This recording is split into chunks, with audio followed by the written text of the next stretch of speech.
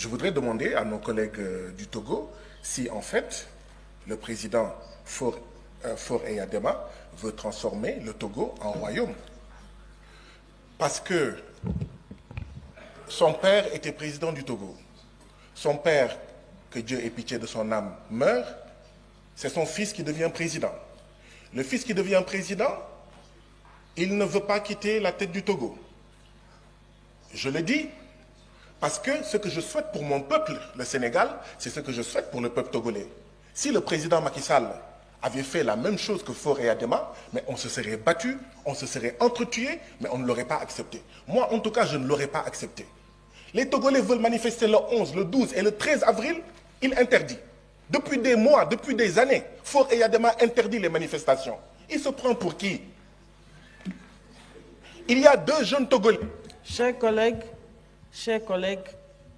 nous sommes au Parlement. Si vous voulez adresser des critiques, faites-le avec le respect des chefs d'État et des pays. Poursuivez. Madame la Présidente, je souhaiterais que le président du Togo ait beaucoup plus de respect pour son propre peuple. Il y a 2 jeunes qui ont été condamnés pour outrage parce qu'ils ont dit, je cite, « Monsieur le Président, le Togo n'est pas votre propriété. »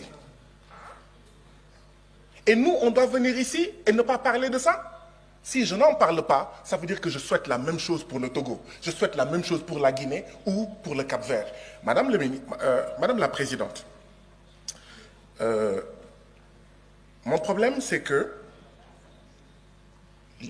les élections législatives, c'était le 29 avril. Le 19 avril de la même année, l'Assemblée nationale adopte une nouvelle constitution. 10 jours avant. Mais il y a un problème. Si on l'avait fait au Sénégal, je n'allais pas en fait accepter cela. Ça, c'est une démocratie néocoloniale, comme au Sénégal. Hein. Comme dans tous nos pays, nous avons des démocraties néocoloniales. Si on ne fait pas attention, il va y avoir un coup d'État au Togo. Si les présidents ne peuvent pas partir démocratiquement, mais les militaires vont prendre le pouvoir. Or, on ne souhaite pas que les militaires prennent le pouvoir au Togo. Ce n'est pas bon.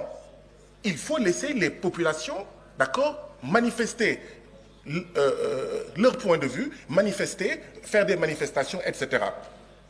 Votre temps est écoulé. Je suis désolée pour vous. Votre temps